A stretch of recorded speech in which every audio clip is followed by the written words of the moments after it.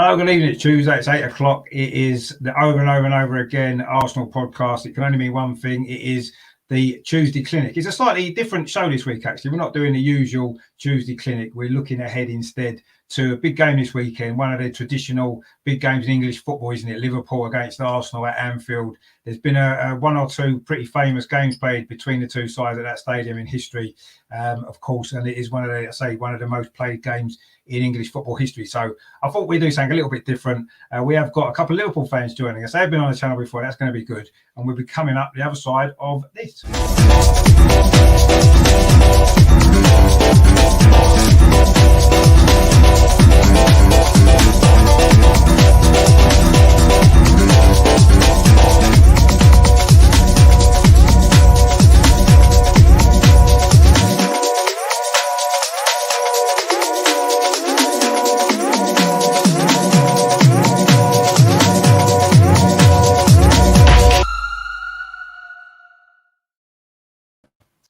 So, as you can see from the intro there, we've got Liverpool fans from the 1892 Reds podcast. Of course, we've got Luke and Ricky. I know you've been on this channel before. Welcome back. It's good to have you back on again.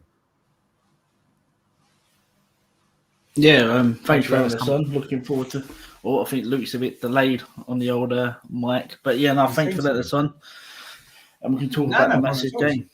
Yeah, no, it was great to have you guys on last time. It's a big game of the season, so I thought we'd do something a little bit different on the channel. It's in kind of looking forward to it, really. I don't think there's anywhere else we can start, really, other than talking about this guy, because at the minute he's really on fire.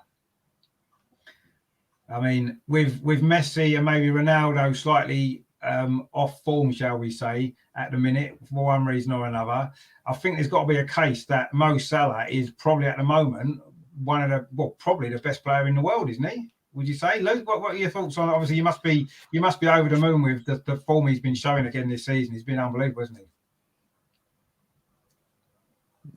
he? Yeah, I mean, if I'm delayed, I do apologise. But I mean, the form that Salah's in is just incredible.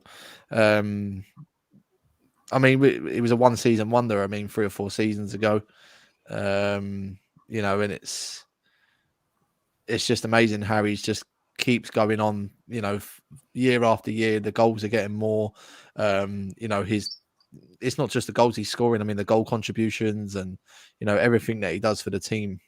He's just, as you said, Richard. I think he is at the moment probably the best player in the Premier League and definitely one of the best players in world football.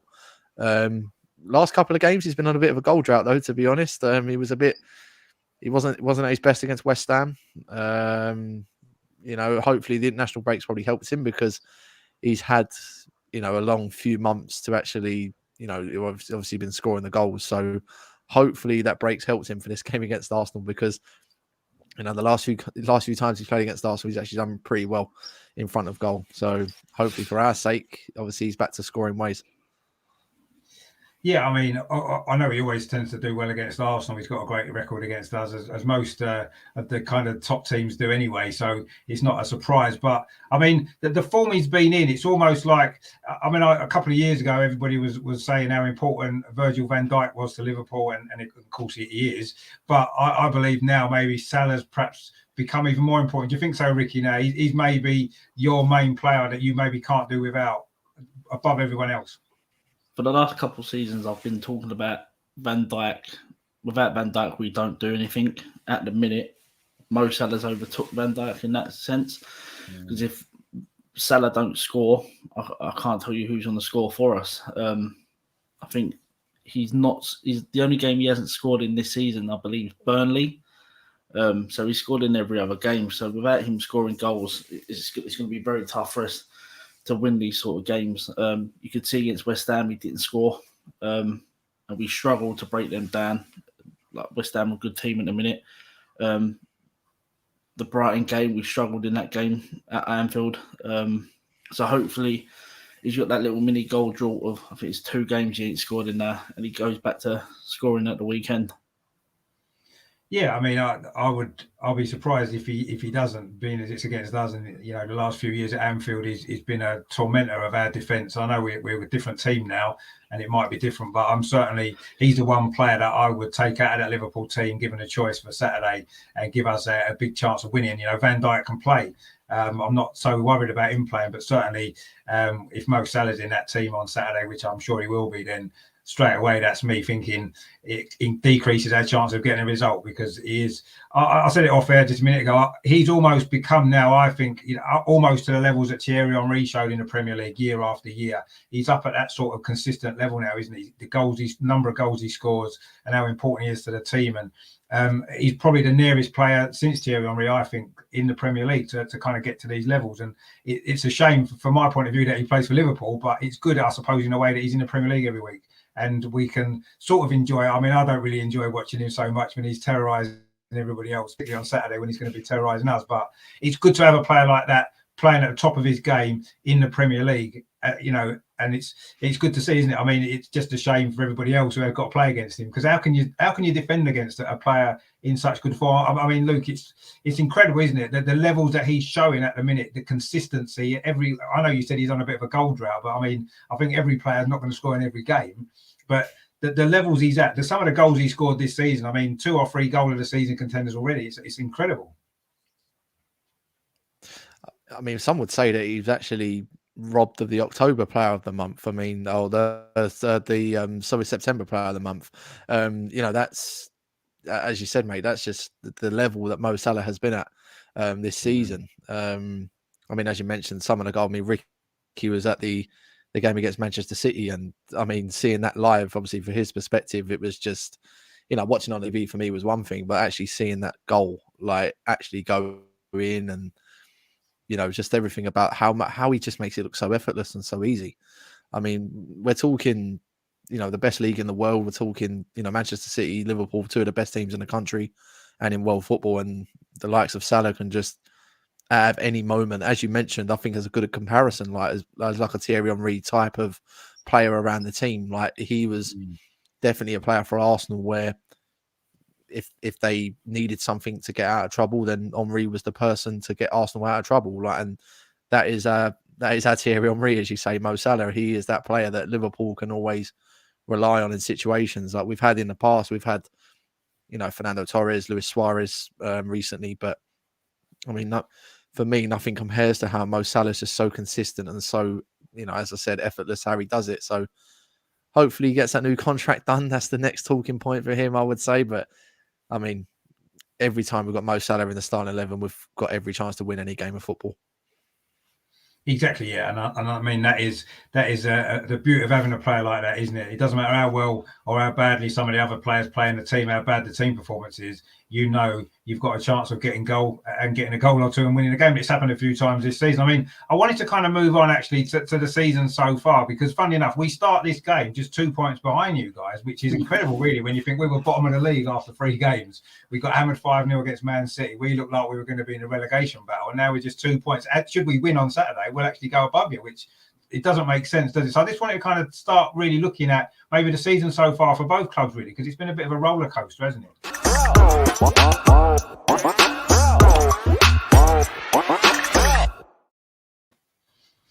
I mean, Ricky, from the outside looking in, I kind of get the feeling that Liverpool have been very hit and miss. That they've played some incredible games. A game against Man United, for example, Watford, brilliant. You look at Liverpool and you think, wow, this team's going to blow everyone away. And then there's been other games, as you mentioned recently, the West Ham game, the game against Brighton at home, 1 or 2 others where it's not been the same Liverpool team that we expect. What do you think the reason is for that then? Why do you think it's so inconsistent this season? International games is a lot. Obviously, we had the Euros in the summer. Liverpool are not blessed with massive squad depth. I think if City didn't have as bad start, they had a bad start as well.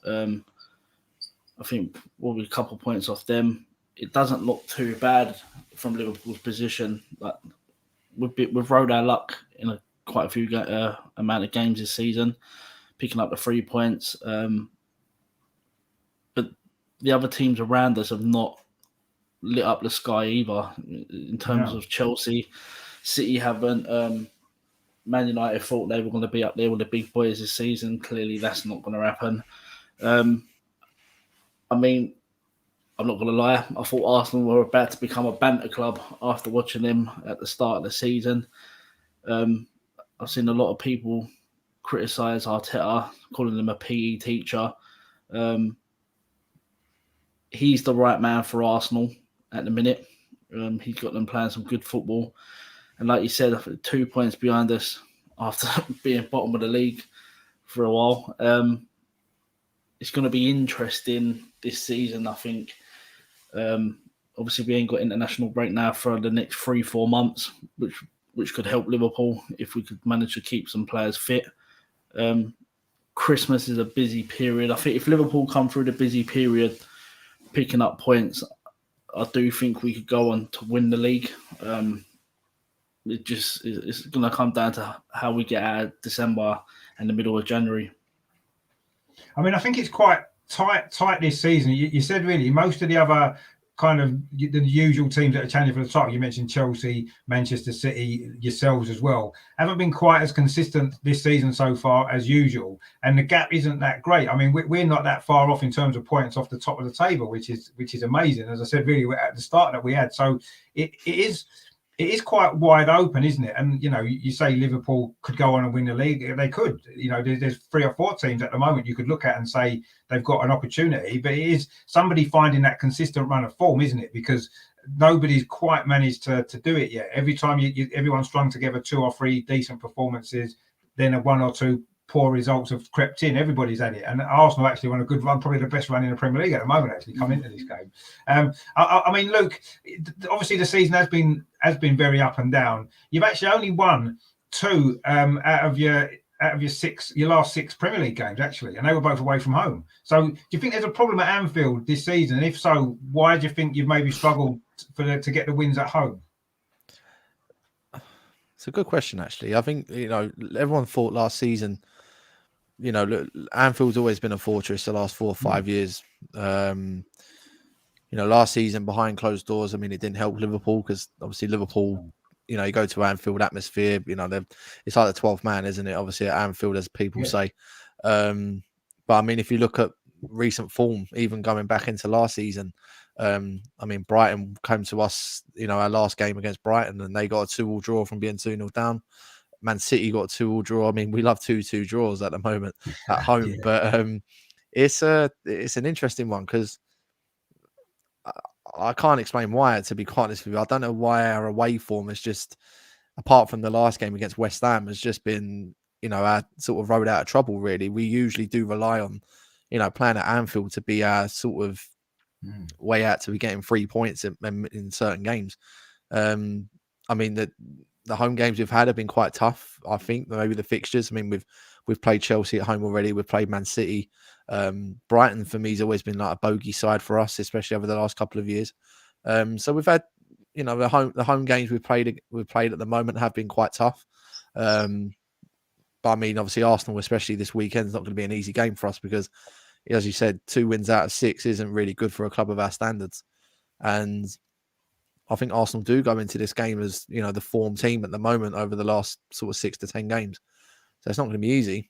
And yeah, I just hope that we can turn it around because, as Ricky said, we're coming to, towards that Christmas schedule where it's going to be so difficult with our squad depth.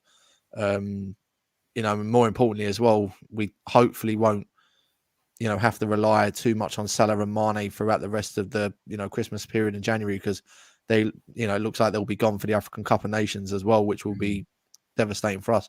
Obviously, I think Arsenal might lose 1 or 2 players themselves, but it's something that definitely Klopp needs to really think about. This home form is something that we really need to get back on track if we're going to challenge for this title this season.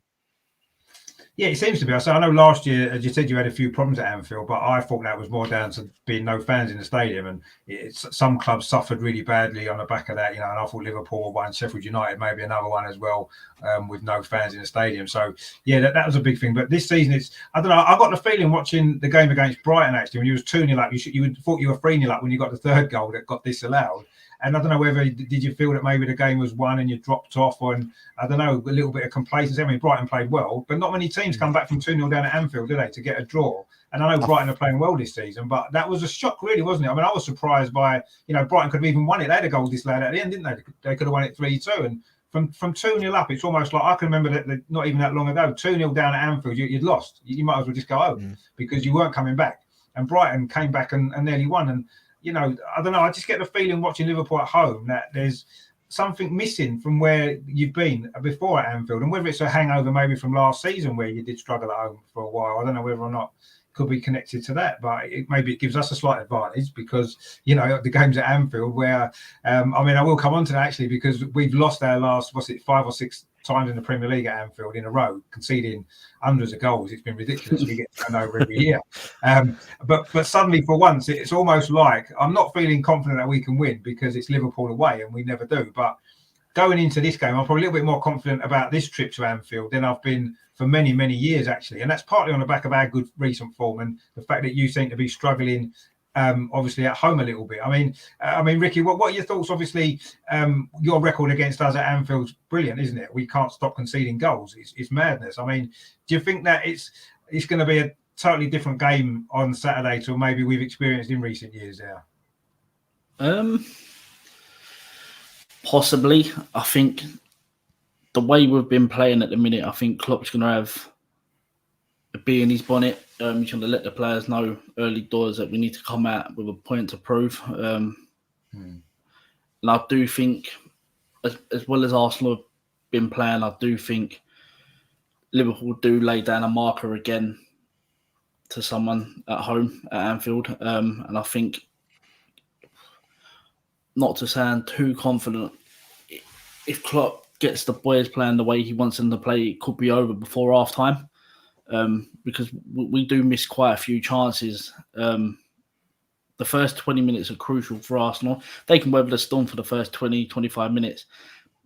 Then Arsenal will be looking at it thinking we can possibly get something out of the game, because we tend to tire this season for some reason. The last 30 to 35 minutes, we seem to take our foot off the gas and we don't get out of gear too.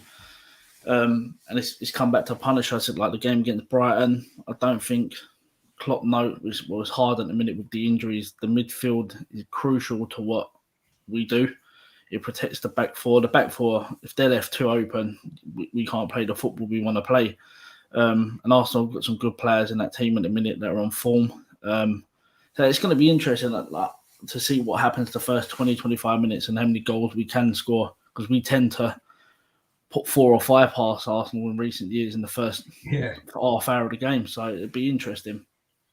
I mean, it will. Funny enough, I mean, you say that. I mean, in our recent games, actually, we've played really well in the first 20, 25 minutes, and we've got games won. Aston Villa at home, we blew them away in the first half. Tottenham at home, Leicester away, we got them 2 goals in the first 25 minutes and won that game. And that seems to be how we've been playing.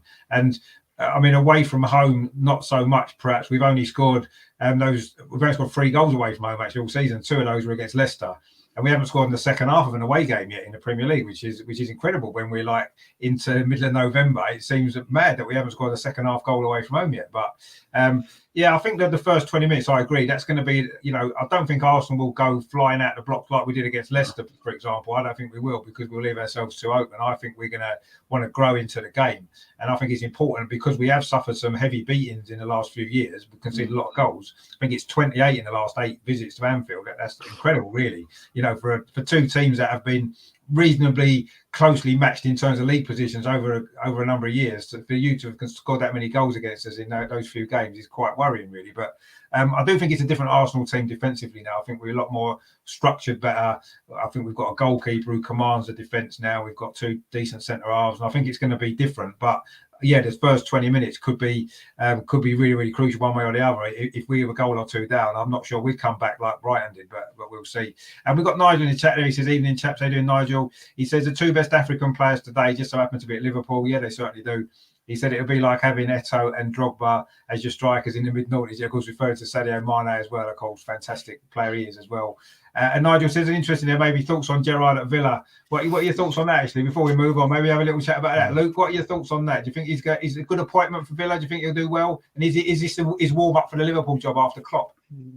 I mean, I think it's probably the non-biggest kept secret in football. I think that is the plan. Like, I think Liverpool fans may agree with me or not, but I mean, that is the plan, to see if he's able to cope at this level, because I don't think Liverpool were ever going to appoint Gerrard from Rangers in the next couple of years. I think he has to make that bigger step, into the Premier League, and see if he's able to do it at Aston Villa.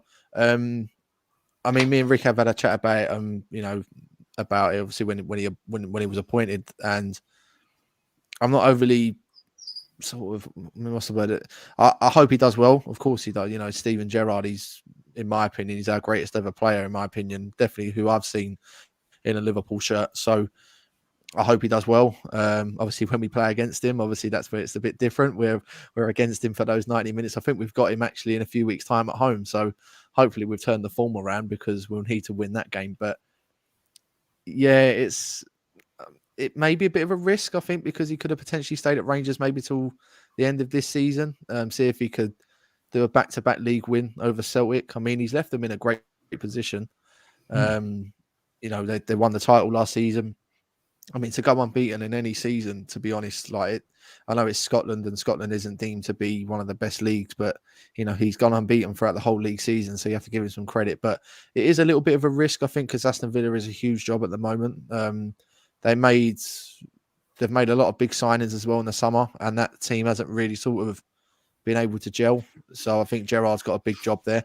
But who knows? I mean, if he does well in the next couple of years, I do possibly see him as the Liverpool manager if Jurgen Klopp does decide to leave in 2024 when his contract expires. But I mean, Rick probably disagrees with what I'm saying, but it's open for debate. I mean, about Gerrard. I mean, I hope he does well, but at the same time, I'm not sort of overly sort of concerned about it, because it's obviously not Liverpool at the moment. No, I mean, I do think you're right what you said, actually. Villa have bought a lot of players in the summer to replace Grealish, and it hasn't quite gelled. So I can see Gerrard thinking there's an opportunity there for him he's got some good players to work with, hasn't he? I think that's the first thing he's probably looked at and thought, you know what, there's potential at this club to do well. I mean, last year they had a decent season, having just survived the season before, and you can see them wanting to build on that. Yes, they missed Jack Grealish. I think that's obvious, but I think he's looked on that as a good opportunity at a well-run club, actually, that's probably looking to move forward, and I do think that if he does well at Villa, then I think that Liverpool job will almost be nailed on for him, won't it, if he does well at Villa. I mean, what would be considered success at Villa, I'm not really sure, but obviously if they finish in the top half of the league, maybe challenging for Europe, who knows, and that will be the stepping stone. I mean, Ricky, you were sort of shaking your head there. Do you not feel as though Gerrard will become Liverpool manager anytime soon? I don't think Gerrard's the next Liverpool manager after Jurgen Klopp.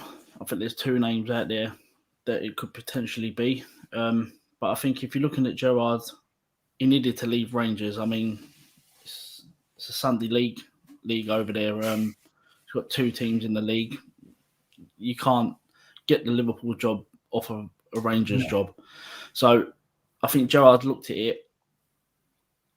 Villa become available. Let's be honest, I reckon Villa are one of the best teams outside the top six. Who else would you take in that league if you're Gerrard looking at it? You've got Villa, who are financially well backed. They've got a decent squad, although it's not playing well. I just think Dean Smith weren't tactically there to get the best out of them players. But other than the teams like Newcastle, I think he would have took the Newcastle job if they weren't in a relegation battle and so far behind other teams. If they were in the top 15, possibly would have took it then. So I do think that is the job to take the Villa one. So he's done well getting that. But like I said, I don't think he's the next Liverpool manager. I think Liverpool are going to look at it and think there's a couple of names out there that we could still go get with the squad that would still have after Klopp. It's funny that all the players have signed contract extensions to when Klopp leaves. So Klopp will need to do the next rebuild for the next manager to come in, which I think he will. Although I still think Klopp signs that new deal. Why leave a winning machine? There's no point unless you've got other plans, the Germany job. But I do think Gerrard stays at Villa, does well there, and I think he signs another contract past what he's got now. And then further along down the road, I think he becomes Liverpool manager. There's no point giving him it too early, and it will just ruin his career if you give him it too early and it don't work out. Yeah, possibly. I mean, we've maybe got a similar kind of issue in the future with Patrick Vieira. Of course, he took over at Crystal Palace, doing pretty well at the minute. They're playing some good football, and if he does well there over the next 2 or 3 years, if Arteta maybe doesn't bring the success to Arsenal that everyone's hoping for, I can see that transition happening, and maybe we're in a different position to Liverpool. Obviously, you've won the Champions League, you've won the Premier League in the last couple of years, so you're in a much stronger position, and maybe your next manager would maybe need to be someone with more top-level experience of winning trophies rather than we've taken a risk with Arteta. We could probably take another risk with Vieira in a couple of years' time if he's had 2 years decent years at Crystal Palace. And I don't think any Arsenal fans will be thinking he wasn't ready. Arteta's not ready, but he's doing okay now. He took a while. So I think it's slightly different situation with Liverpool and Gerrard, but it's good to see him. It's good to see him back in the Premier League, isn't it? I mean, he as much as he caused us a lot of grief over the years playing for Liverpool, he's one of the Premier League legends, isn't he? We can't deny it. England legends as well. And I know it didn't work out for Frank Lampard as a manager in the Premier League particularly, but Gerrard does seem as though he's got a little bit more about him in management than maybe Lampard has, and I'm sure he'll be a success. And whether he ends up at Liverpool or not remains to be seen. But I'm personally quite pleased to see him back in the Premier League, actually. It'd be interesting to see how he gets on managing a club like Aston Villa. I agree with Ricky. I think that they are one of the better teams in the league now with the players that they've got. And if he can get them playing, they've got potential to do well. I think there's a place in the top 6 for somebody this year. And the gaps are not great between a lot of teams. So if he can get them playing, who knows? They could get in Europe and then he'd be on a roll, wouldn't he? Nigel says in chat as well, he said, I feel Chelsea will fall away and it will be between City and Liverpool for the league. I don't know. I mean, I think Chelsea are going to remain in contention. I think it's those 3 are going to be battling for the title. Which one of those 3 comes out on top at the moment? You could throw a blanket over all 3 of them, couldn't you, really, in terms of the quality? I think that very, very little to choose. So that could be interesting. But I think it is going to be a 3-horse race, maybe for the title. Or maybe West Ham might surprise a few people. Do a Leicester, who knows? They're certainly doing well at the minute, aren't they? Terry's in the chat as well. He says, good evening, Richard, Ricky and Luke, and all in the chat. We've got a comment there. I would try and read that name, but I'm not going to attempt to. But thanks for tuning in anyway. And we've got the official YB1 says, hello, everyone. How you doing? Terry says, that's Arsenal to a T. Great first 20-odd minutes, and we seem to start dropping. But that has been the case recently, actually. Russ says, evening, chaps. How you doing? And the truth sets Freeze back in. He says, Richard in. He's a Tottenham fan, actually. He was in the North London Derby watch on the other day. Good to see you. Wow. So he says, good evening, Russ. How are you, mate? And he says, come on, you Spurs. Bob Marley, Spurs fan. There you go. So some good stuff going on in the chat, actually. So anyway, but yes, I mean, obviously that was a little bit of a curveball there thrown just about Steven Gerrard, which was thrown in. Nice to talk about, actually, because I say I'm quite interested to see how he's going to get on at Aston Villa, and I'm sure he will do well, because I think he's got something about him as a manager that maybe Frank Lampard perhaps didn't have. And I say Vieira as well. I'm excited about what he's doing. So it's good to see these great players from the Premier League becoming decent managers, or hopefully decent managers in the Premier League as well, isn't it? Rather than going abroad maybe and being successful over there. It's nice that they're staying in the Premier League and doing well there. What I did want to kind of look at a little bit now is something that could be a little bit controversial, maybe a little bit interesting as well. We maybe have a little chat about this.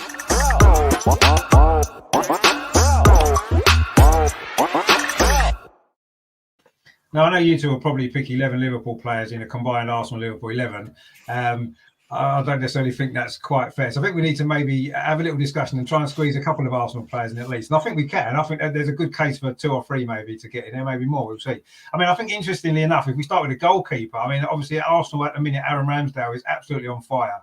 He's probably the informed goalkeeper in the Premier League at this moment in time. He's still young, he's still learning, and he made his England debut, of course, last night. And of course, he's up against Alisson, of course, who's been one of the more consistent goalies in the Premier League for the last sort of few years. And he has scored a goal in the Premier League as well, of course, which is unusual for a goalkeeper. It's quite. I think it's quite tough to choose between those two, actually. I mean, look, what are your feelings on the goalkeeping situation? Do you feel that it's difficult, isn't it, to pick one out of the other, those two at the minute? The way that, or maybe Ramsdale on current form, perhaps just maybe shades it. Would you say? I think if you're looking on basis on current form this season, Yeah, I mean, Alisson's had a few mistakes this season. I mean, he was at fault for all 3 goals against West Ham. He was awful that day. Obviously, if you're looking at goal threats, then obviously Alisson is a lot better than Ramsdale. But I mean, personally, Ramsdale's been excellent. You know, he's been an excellent signing. A lot of Arsenal fans, you know, felt that he wouldn't be a great signing for Arsenal because of, you know, Sheffield United and Bournemouth. He got relegated, and Arsenal were in a bit of a problem because, you know, they felt would he get relegated with them. But as good as Aaron Ramsdale has been, I mean, Alisson has been, you know, probably the best goalkeeper in world football over the last couple of years. I know on basis of current form, I think Ramsdale could get the nod, but for me, Alisson has to be the number one. You know, compared to the two in the sort of compared 11, you have to put Alisson in there. I think the fact that he's won the trophies, he's been at Liverpool for a while, he's won the trophies. You would say yes, but I agree. Current form, I do feel Ramsdale is. I think he's actually is the best informed goalkeeper in the whole of the league, even ahead of Edison and everybody at the moment.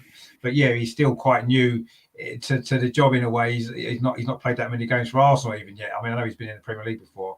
I mean, Ricky, what are your thoughts on the goalkeeper situation? Who would you? I mean, I'm sort of outnumbered here actually, but anyway, if we were going to have a vote, who would you vote for out of those two?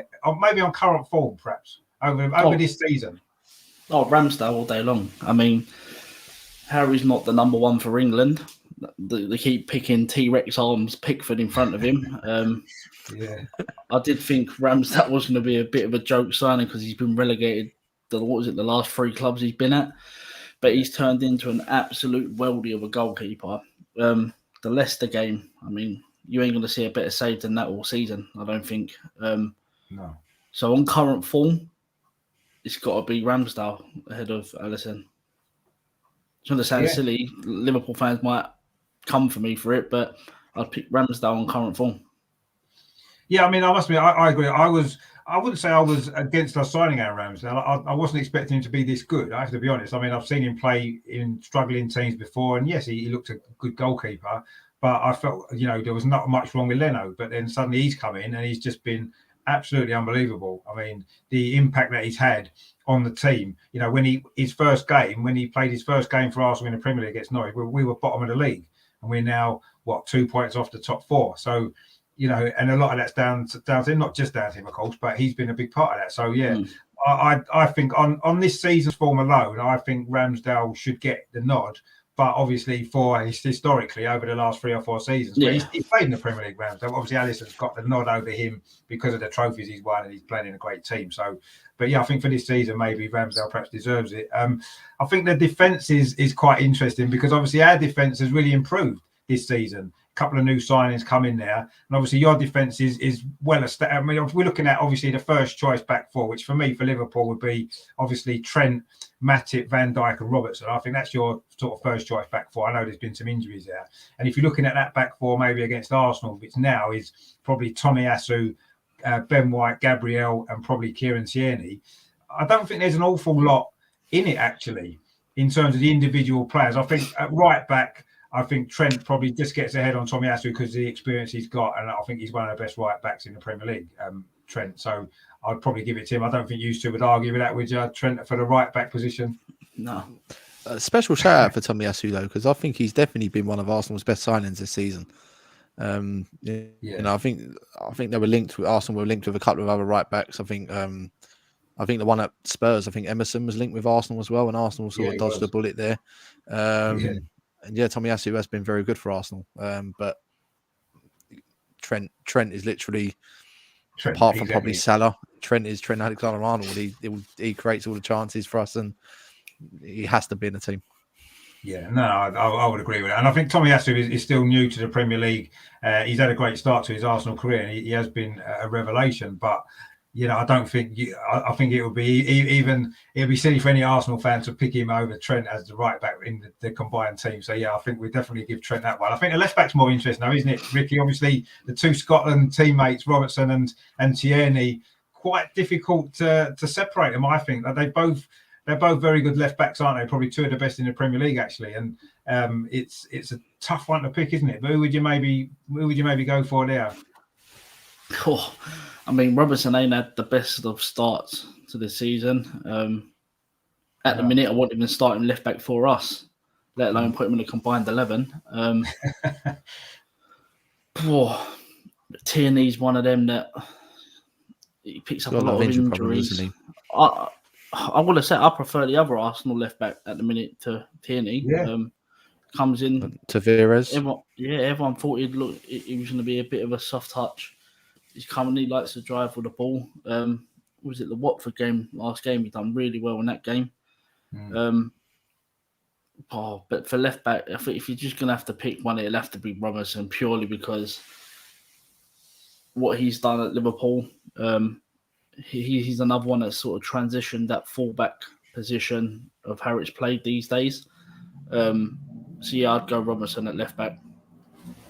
I mean, you say Robertson has had the best start to the season, and I think the same is true of Kieran Tierney, actually. I didn't think he'd been playing particularly well till he got injured. And as you said, Tavares has come in, and he's been absolutely fantastic. 2 or 3 games in a row now. And, obviously Kieran Tierney's fit now because he played for Scotland the other night, played well, and he's back in contention. So it'll be interesting to see whether or not Tavares keeps his place or whether Tierney gets back in the team. And I don't think there's a lot overall to choose between Robertson and Tierney, if I'm honest.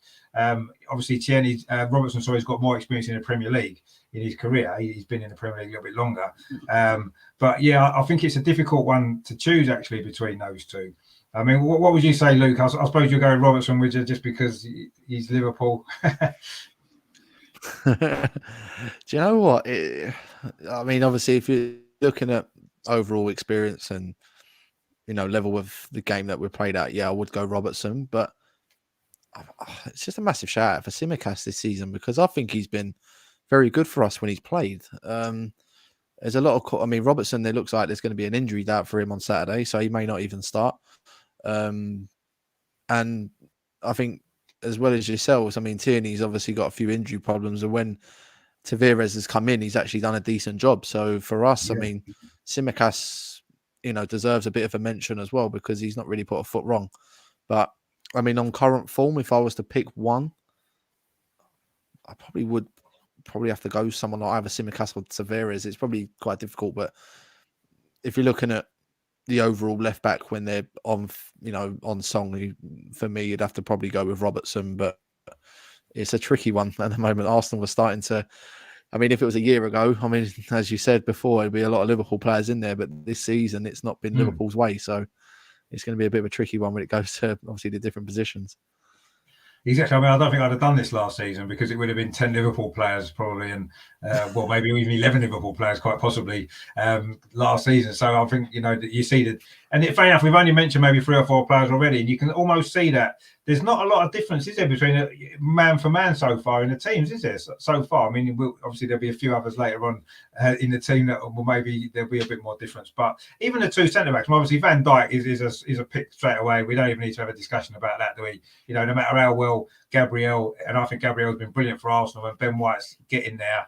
Van Dijk is the man. He's probably the best centre back in Europe anyway. So he obviously would get straight in the team. It's just who would be alongside him. Obviously, Joel Matip's perhaps your first choice sort of defender, hasn't he been over the last couple of seasons?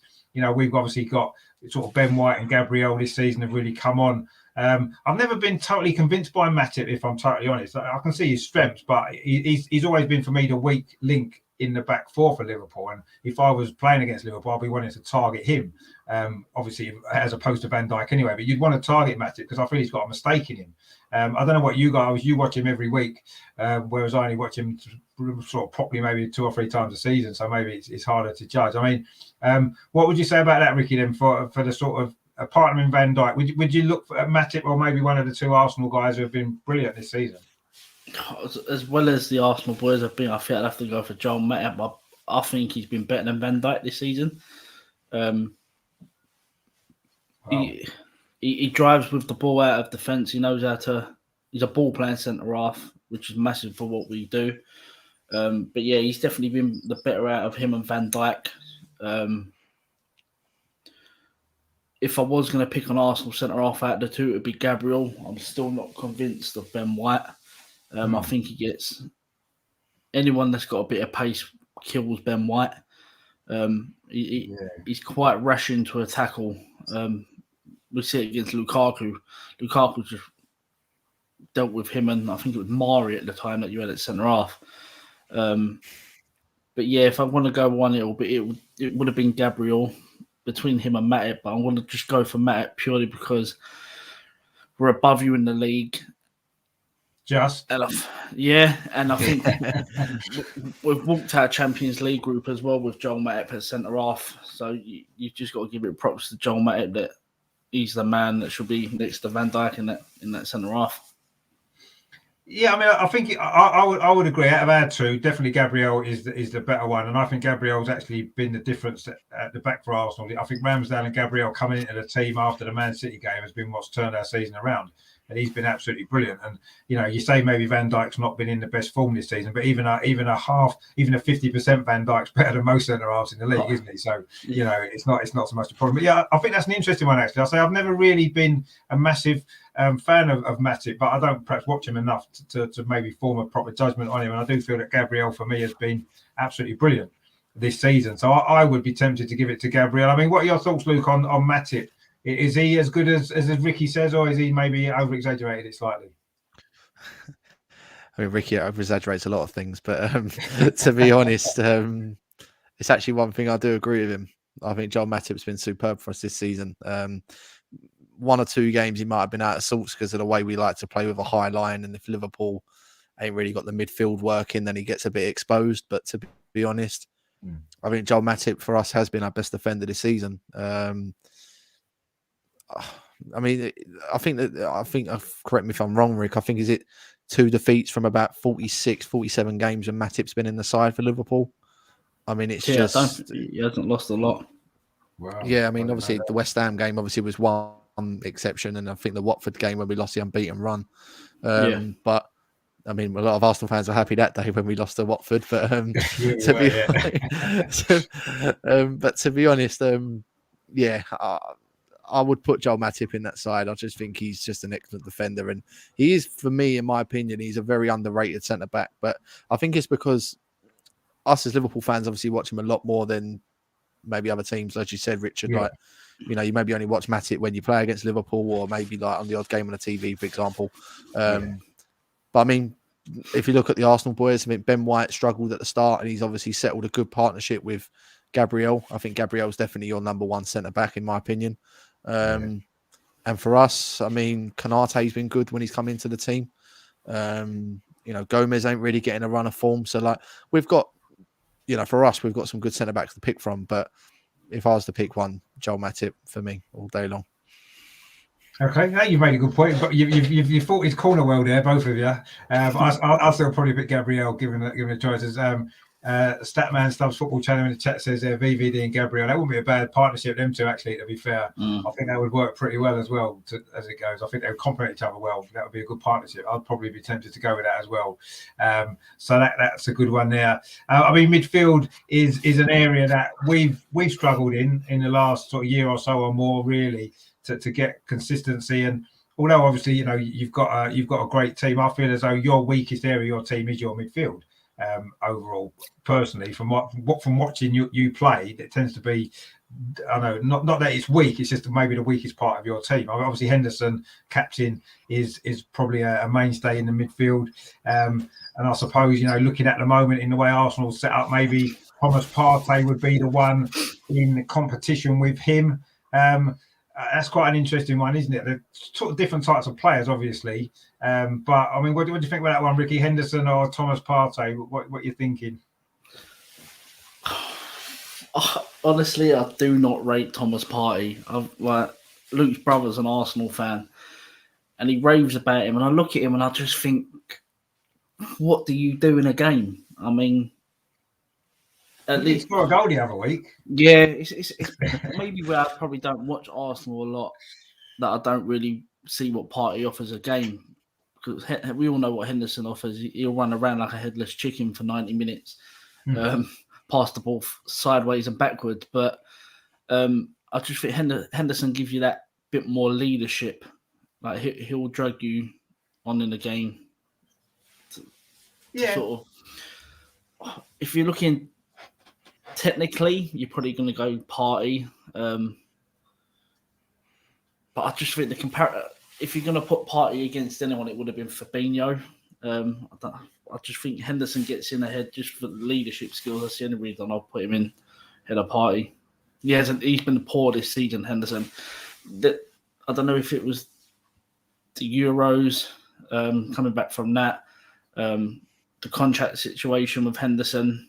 His football's really been affected this season. I think he's been really poor, but I'd put him in there just purely for leadership. No, I mean I get that side of it definitely, and I think he is a good leader, and he works hard for the team, and he is a different sort of player to Thomas Partey, and I don't think Thomas Partey is quite settled in yet. And I think there's a lot more to come from Thomas Partey in an Arsenal shirt, if I'm honest. He's had a few injury problems as well. I think Henderson's obviously is an established Premier League player now. He must have played 300, 400 games in the Premier League in his career. So I suppose he'd have the edge there, and maybe. But I don't know. I feel Thomas Partey is improving a lot. Actually, he's getting better. But we don't. I mean, I suppose maybe Xhaka and Henderson would have maybe been a fairer kind of comparison. But Xhaka's obviously injured and he's going to be out for a while. But even then, I'd probably put Henderson ahead of Xhaka if I'm honest. So yeah, he probably is. I mean, you mentioned Fabinho. Obviously, Fabinho's a great player, and I think he would have to go in the team just because we haven't really got anybody at that level. I don't think our midfield is the one area that really does need strengthening, in our team over the next couple of transfer windows. If we're going to be able to compete with the top teams, that's our weakness. Obviously Xhaka's injured. We haven't really missed him so much because Sambi Lokonga's come in, who looks a great player actually. I think he's been amazing, but you certainly wouldn't put him in ahead of Fabinho, would you? I mean, look, you must enjoy Fabinho playing for Liverpool. He's a good player, isn't he? He's the best DM in world football. It is. I mean, I just see a comment. I'll just quickly say from Shane Curtin saying, I think go see where it's going with Ricky's picks. I mean, wait till we get to Bobby no goals. I mean that's when it gets interesting. Hey, mate, you'd be very shocked by the third centre midfielder I'd put in this team. You'd be shocked. But I mean, just going back to Chamberlain, I don't mind. To be honest, with our injury problems at the moment, it might be. But Fabinho for me, he is, as I said before, he's the best defensive midfielder in world football at the moment. He's had his injury problems this season. He's not been at his full best. I think Liverpool's midfield this season's been a bit wishy-washy. Like, we've had a lot of injuries, we've had a lot of inconsistency, Henderson included, as Ricky said. I personally would put Henderson in the side for his leadership and his experience. I think I see where you're coming from, Richard. I do think Thomas Partey has definitely improved in an Arsenal shirt this season. I think, last season I didn't really see too much of him. He had a few injuries himself, but to be honest, I was sort of looking, where does he come around in this side? Because Arsenal's midfield for the last, I know this sounds really bizarre, but I think since the likes of when Vieira sort of left Arsenal, you've had no real sort of midfield player that's got a leader in there, like someone that's like a dirty midfield player that's able to put his foot in and sort of show himself about. And I mean, the only sort of midfield player I would say that Arsenal over the years that have had that sort of level, but just unfortunately with injuries let him down, was Diaby. But to be honest, I think Liverpool's midfield compared to Arsenal's is, at the moment, is probably one area where I would say we've got a little bit more, as well as injuries. But yeah, I mean, Fabinho for me easily goes into that side. He goes into any team in the world, and he's definitely been one of my favourite players watching the Liverpool shirt since he signed for us. Yeah, I mean, one of the reasons why I didn't want to put him up against Thomas Partey is because it would have been a no contest, and I wanted to try and squeeze Thomas Partey in if I could, and I thought Henderson was probably a better option to put him up against because he may have a bit more chance of getting in. But I think you're right. I mean, Fabinho would walk into any team in the Premier League. He's certainly walking into our team without any shadow of a doubt. So he would have to be included in any combined 11 because he's better than any midfield player that we've got in his position. But I do think Sambi Lokonga, Terry puts a comment in there, Sambi all day long's got to be in there. I mean, he's definitely, again, he's another one that's come into the team, a young player, hit the ground running. He's put some really good performance in. I think it's a little bit too early to maybe put him in a midfield with some of these Liverpool guys that have been there and done it, and got the medals to prove it. So maybe in a few years' time, Sambi may well feature. I think it's a little bit too early for him. We've got an interesting lineup here actually from the official Wire1B says combined 11 on form: Ramsdale, Trent, Gabriel, Van Dijk, Tavares. Interesting choice there. Henderson, Partey, Ketia, Salah, Saka, and Smith Rowe. I mean, an interesting team there actually, and it's pretty well balanced with players from both sides actually. But we'll come on to maybe some further positions up the pitch. Statman Stubbs Football Channel says their party is not fit to lace Henderson's boot. Hendo offers leadership, experience, and players look up to Hendo. Yeah, I guess that's true. Partey hasn't done enough for me as of yet. No, I agree. Not yet. He hasn't, but he's improving, and I think he's going to be great, actually. And I think he will be a really good player in the Premier League as time goes on. But yeah, maybe at the moment he isn't quite there yet, but he's got potential. I mean, obviously, the third midfield player, I guess for Liverpool, would you say Thiago, or who else would you maybe put in there for Liverpool? Were you shaking your head there, Luke? Rick, do you want to take it first? I won't even mention any Liverpool player name. That third midfield spot would have to go to Smith Rowe. I think the kid is unbelievable. He would be one Arsenal player that I'd want at Liverpool. I mean, if Arsenal can keep hold of him for the next 4 to 5 years, what an absolute talent he is. In his early days, he tended to pick up a lot of shin injuries, but it seems like he's overcoming that because he's still growing, obviously. I mean, what a player he is, and he'd easily get in that midfield three.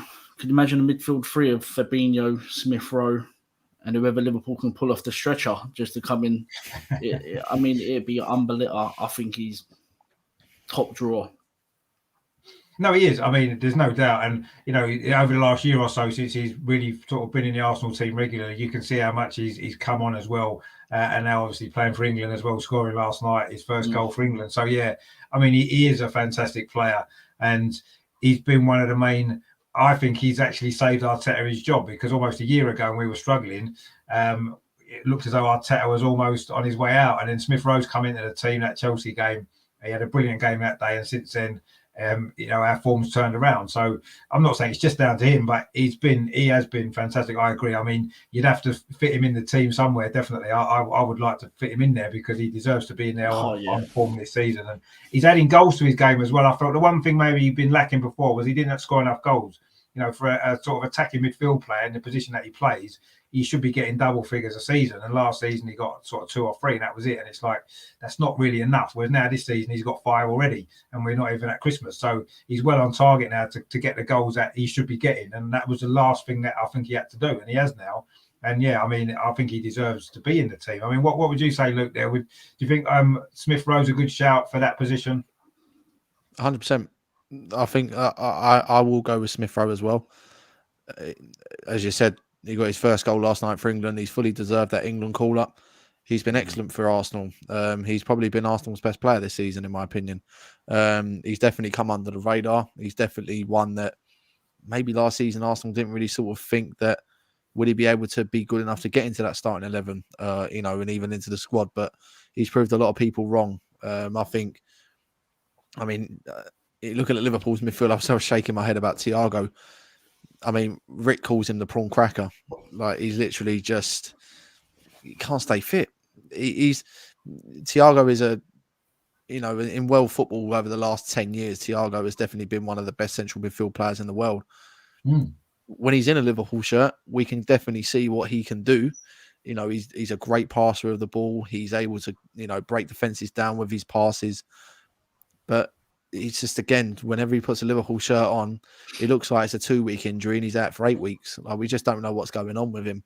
But if I was to pick the third midfield player that we've chose, it has to be Emil Smith Rowe. He's been fantastic for Arsenal. I think Lokonga's been very good for Arsenal. A couple of good shout outs there as well. I think for us, the only other two that have been pretty decent for us, I think Naby Keita's been pretty good when he's been fit. He's probably been one of our best midfield players, to be quite honest with you, Naby Keita. And again, always injured, but Curtis Jones, again, just always picks up injuries there and there.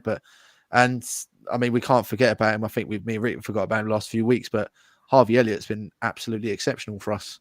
He was getting in the team when we were playing Chelsea. That fortunately we see pictures a few days ago that he's now back in training, which is a great sign for us.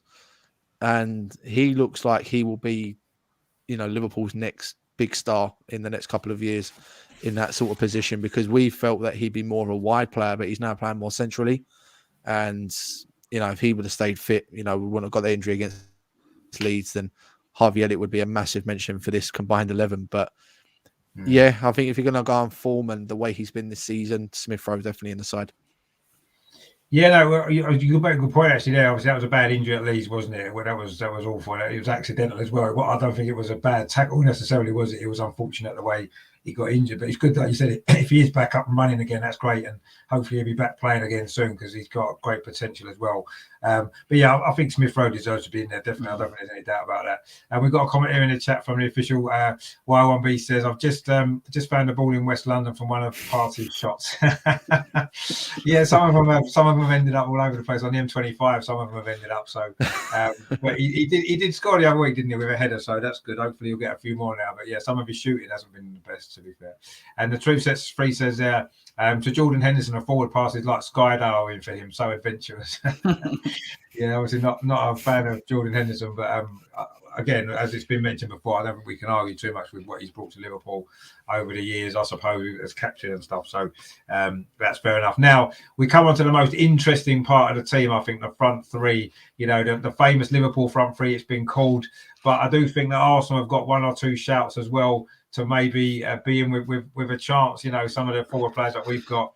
We'll skip over Mo Salah because he's definitely in there regardless. I think he's definitely there. So it's Mo Salah and plus two others, isn't it, really? It's just which two. It's an easy decision. Is it? It might be an easy decision for you, but I think there's 3 or 4 options that we could look at for those two other positions. Obviously, I suppose the first one we'll look at will be Firmino, because I don't know if he's one of your favourites at the minute. Is he, Bobby Firmino? What are you thinking, Ricky? He won't get in the combined 11. My front three would be Saka on the right, Salah down the middle, and Mane on the left. Saka, again, another absolute talent Arsenal have got there. Same as Smith Rowe. Pair of them are complete ballers. They're going to be in that England squad for years to come. If Gareth Southgate knows what he's doing with that 11, clearly he don't. But Saka, Smith Rowe, if Arsenal can keep them away from Man City for 4 to 5 years, who knows what Arsenal can do, as well as obviously strengthening. But the front three, Salah picks himself, Saka in there because he's class, and I just think Mane gets in there above of, let me pick up a paycheck every week and maybe score the odd tap in here and there, Aubameyang. Yeah, I think that's a bit harsh, but I kind of get where you're coming from, because he does tend to give that impression quite a lot, to be fair. But I think over the course of his career, and certainly the time he's been at Arsenal, he scores goals, and he's more than matched Sadio Mane's output in goals, hasn't he? Over the last 3 or 4 years he's been in England. So I don't think it's necessarily as clear cut as just Mane straight in over Aubameyang. I do think there's one or two others that we've maybe not even looked at. I think Diogo Jota's a great player, actually, and the way he's always seems to pop up with goals when he plays, and he's had a tough job really getting into that Liverpool front three, because it's been an established front three for Liverpool for a few years, and he came in last year, and I think that he's a good player, Diogo Jota. Actually, I really do like him. I think he works hard. He's a threat. He gets goals. He can score headers. He's good with his feet. I just think he's an all-round really good player. It's difficult now, isn't it, when you've got as much forward talent as both these two teams have got? If you've got to narrow it down to, Salah and two others, it's maybe difficult for Jota to get in. But do you feel that he deserves a shout at Luke, then, Jota, because he's a good player, isn't he? He does. I call him Diogo's Slaughter. That's just he came on last year in the game at the Emirates and changed the game. He scored a header, as you said. He's one of those players that he can score all types of goals, to be quite honest. He scored I think he scored his first Liverpool goal against Arsenal in the home game. That's right, yeah. And yeah, we was a bit when we signed Diogo Jota, it was like, where is his best position? Because like we thought maybe out on the left he'd be the competition with Mane. We needed that competition alongside the wide players, especially. But he's sort of cemented his position now more centrally. Firmino goals have dried out over the last couple of years. He's more of a goal involvement player now. He might get the odd sort of 5 to 10 goals maybe, but Jota is more of a goal threat now, I would say, than Firmino. But I don't know. I just think with my front three, with Salah on the right, 100%, I would go with actually. I'm sort of going with the approach where, I know Rick's not going to like me with this, but I'm going a bit with the approach where I see Aubameyang. He's always scored goals wherever he's scored, and it sounds a bit strange, but I mentioned earlier about Arsenal haven't really got that sort of leadership skills. I mean, he's actually not too bad of a captain, I would say, in that Arsenal team. What Arsenal have got around them, I think if you look at that Arsenal setup right now, I don't think there's many sort of leaders in that side. I think Aubameyang has tried to take that role with his own sort of thing. But I think if you look at his goal record, I think you can't not leave him out. He has to be, for me, through the middle. I think if he's in Jurgen Klopp's 11, I think in Jurgen Klopp's Liverpool team right now, he will score us 15, 20 goals a season. There's no doubt in that. For me, Aubameyang has to go into that central position. Left-hand side, it's a difficult one. Mane's been a lot better this season than what he was last season. But as we mentioned before, Bukayo Saka's been exceptional. If I'm going on form, I'll probably go with Saka, to be honest, at the moment. I think Mane's had a couple of off games more compared to Saka this season. So my front three, I know it's a bit strange, but I'm trying to be a bit more, I don't know, not too more Liverpool biased, I should say. I'm going to go with Salah, Aubameyang and Saka. I mean, that's maybe a controversial front three in many ways, I suppose. I mean, you got to look at it as well. I mean, I suppose if Klopp was a manager, because of course he did manage Aubameyang, didn't he, before at Dortmund, and he got a lot of goals there. So you would imagine that he would be able to maybe get more goals out of him than perhaps Arteta's managed to do, because Unai Emery got more goals out of him as well when he first was at Arsenal. So I can see Aubameyang is worthy of being mentioned in that front three. Is he better than the other players that are there? I'm not sure if he is on current form. He's been a bit hit and miss, but obviously Salah's in there. I agree. I'd love Saka to be in there. He can. The good thing about Saka is he can play left or right. He's very versatile. He played in about 3 positions for England last night, didn't he? He played left back in the first half. He was then on the right. He then went to sort of through the middle almost, and he played on the left. He was everywhere. So I think he should be in just on his versatility as well. So then it just leaves the sort of centre forward. And I know Ricky was sort of maybe tempted to play Salah through the middle, which, possibly could work. I actually like him sort of cutting in from that right-hand side onto his left foot. I just think that's what he's good at. And, you could play Saka on the left, him on the right. And then it does leave a position in the centre forward. And neither team really has an out-and-out centre forward that plays regularly. I mean, Lacazette for Arsenal drops quite deep, and he's not really, Firmino isn't an out-and-out centre forward. Jota isn't an out-and-out centre forward, is he? So maybe Aubameyang would be the best player suited for that position with the other players around him. Maybe then it leaves Mane out, which is harsh on Mane. I agree. It is tough because there is some great attacking players, and let's hope that on Saturday these attacking players can all have good games and it can be a good game, and we can see like a 5-all or a 4-all that we've seen at Anfield in recent years. That'd be nice, wouldn't it, if that could happen. We've got a question here from the official Y1B for me, actually. It says, question for Richard: do you think Arteta has solidified his position, and do you think he's the right man for the job long term? I mean, that's quite interesting, actually, because I do feel at the minute we're on a 10-game unbeaten run, and it's a great run. We've not always played brilliantly, but we've got results, and that's part of the key, isn't it? Great, successful teams, you don't play well all season. You have to grind out results, and we've done that. I don't feel we've been really tested as much yet. You look at the fixtures, it's a pretty nice run of fixtures that we've had. Leicester away being the only game you can look at and think potential difficult game. We've won that. The other games, the home games, you would have expected us to have not lost anyway. Teams like Norwich, Watford, Aston Villa, Crystal Palace, you'd have expected us to get results against them. Even some of the away games, Brighton, a tough game, we got away with a draw. Burnley, we won. Leicester, we won. So the results have been good, but I'm not convinced yet that he's completely the right man to take us forward. I think the next few games, obviously Saturday's another, or probably the biggest test so far. Obviously Liverpool away, it's always been a tough game for us. I think if we compete with Liverpool, we don't roll over as we have done in recent years, maybe even snatch a result, and then we push on from there. We've got Man United away to come, Everton away to come, difficult games. We'll know more about, I think by Christmas, we'll know more about this Arsenal team, and maybe if Arteta is the right man long term. We'll see. Certainly at the moment, we can't criticise him because the results speak for themselves. And look at the position we are in the league. I say we win on Saturday, we go above Liverpool, and that would be incredible, absolutely incredible. When I think Liverpool were top and we were bottom at the start of the season, so it would be an amazing turnaround to have done that. I know it's a big ask to expect us to win, but the jury's still out for me on Arteta. I mean, what do you go? I mean, Luke, what are your thoughts on Arteta overall? I mean, he's still quite early in his managerial career, and maybe he got the Arsenal job a little bit sooner than perhaps he should have done. In reality, it's a big job and he lacked the experience, but he seems to be heading in the right direction finally. Do you think he maybe is the right man to take Arsenal forward, or do you think maybe he's going to end up being a transitional manager and somebody else will come in maybe in a year or two with these great young players and be able to take us to that next level? Sounds a bit bizarre, but he's like your version of Gerrard, but 3 years early. I mean, like he's obviously an ex-player. Yeah. He's come from. I mean, he must have taken a lot in of what he learned when he was with Pep Guardiola. I mean, all jokes aside, surely he didn't just put the cones out. Like he must have learned a lot under Pep. But you got to give him a bit of credit this season. He's turned it round. I mean, the first few games, Arsenal were literally on the verge of.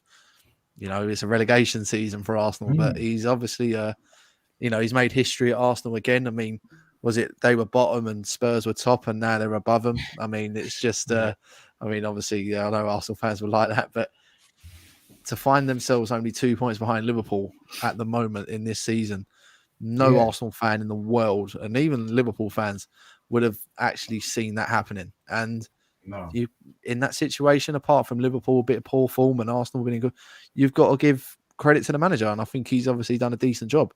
But I agree with you, Richard. I think the big games are coming thick and fast for Arsenal, like Liverpool away, Everton away is always a tough place to go to for Arsenal. Man United, obviously I know Man United are giving away points at the moment at Old Trafford, but I mean this is the test for him now.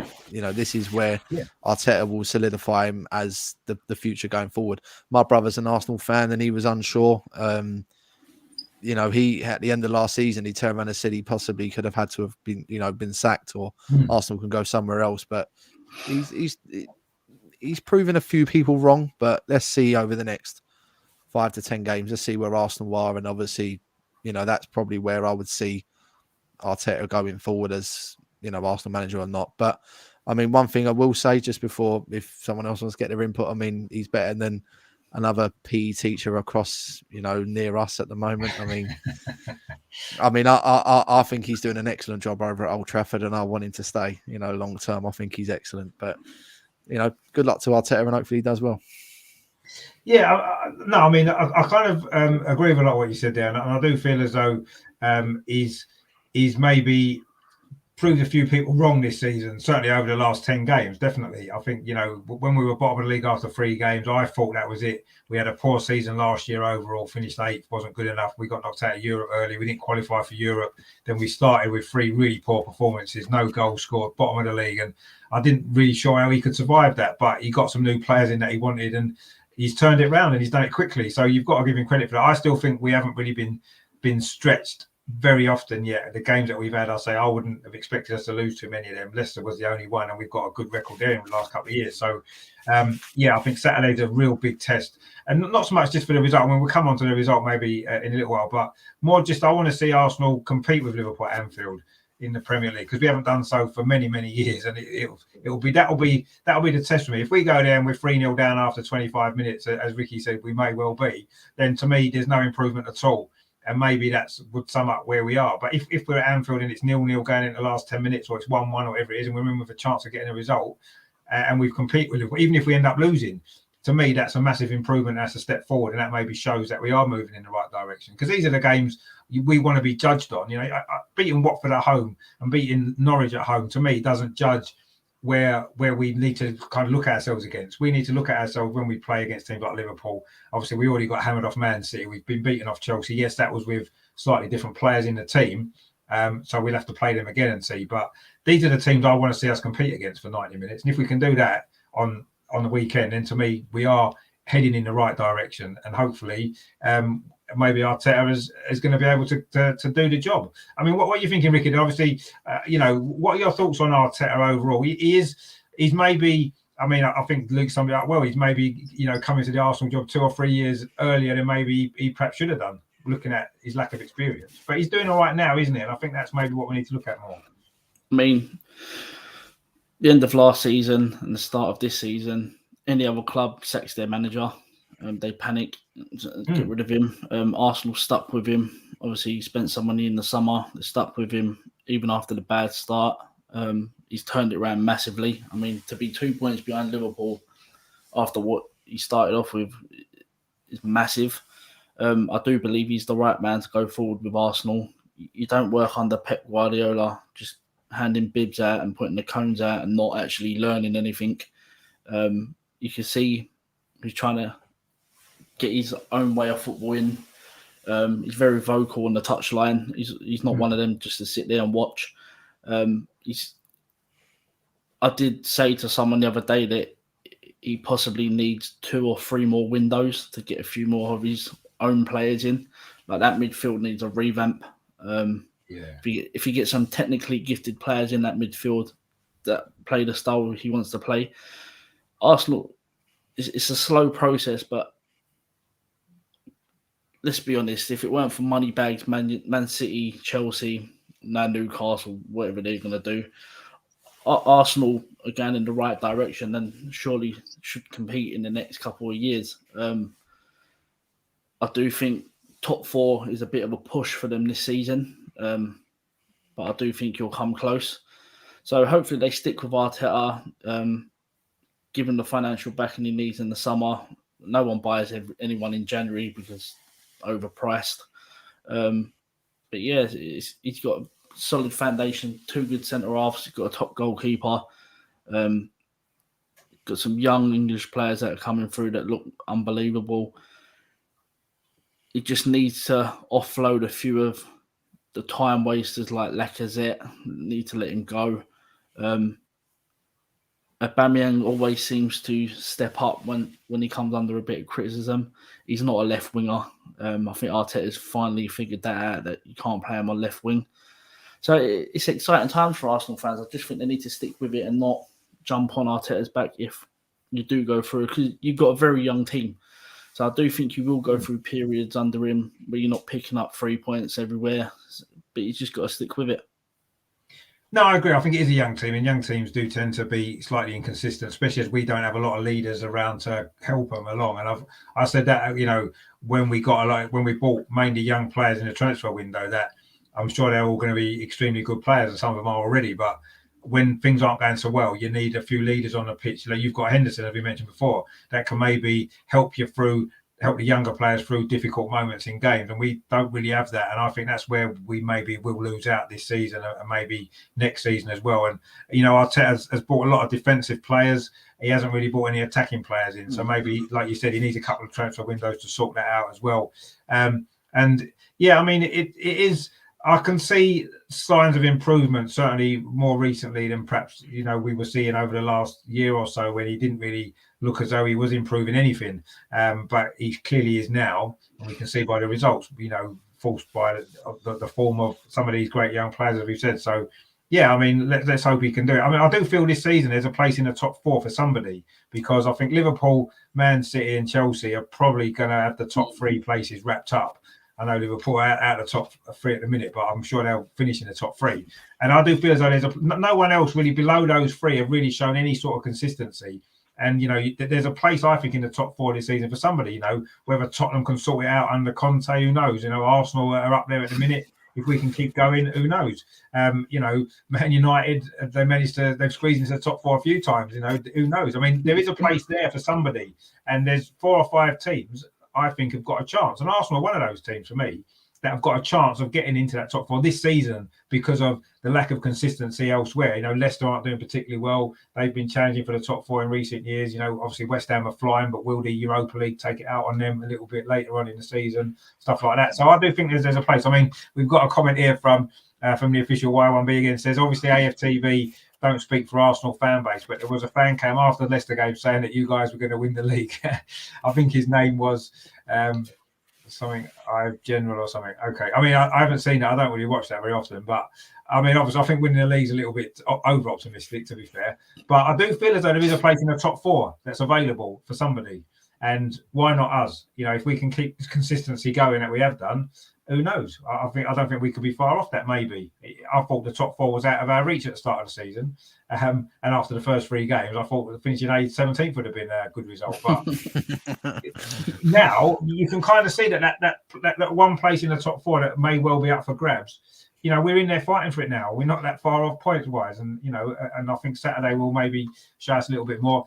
Shane, going back to the team, the combined team says Uber would get goals in the Liverpool squad. Yeah, he definitely would, but will Mane score as many for Arsenal? Well, that's an interesting point. Actually, would Mane score as many for Arsenal as Aubameyang would score for Liverpool? Maybe that's a good way of looking at it, because obviously Liverpool have got a better team that have, you know, winning leagues, winning Champions Leagues. Arsenal have been struggling. Aubameyang's still been scoring goals in a struggling team, and I think it's obvious he would score goals for Liverpool the way that you play. Would Mane get similar amount of goals in the Arsenal team? I'm not sure if he would, actually, just because of the way Arsenal play. It wouldn't bring the best out of him, personally. I don't know what you guys think. Luke, what do you think about that? Yeah, I think it's difficult, you know, because obviously you don't imagine Mane in the Arsenal team, obviously the way they play, but no. It's always difficult to judge sort of any player. I mean, obviously, would they do that in that team or that team? But I'll always go back to the first season we signed Mane. I mean, again, it was a debut against Arsenal when he scored in that away win. But looking in that team, I mean, there was no Salah in that side. That was the season after. I mean, we had Coutinho, who was sort of a complete player at Liverpool at that point, but he was on the verge of leaving. I mean, everyone sort of knew he was going to be going to Barcelona at some point.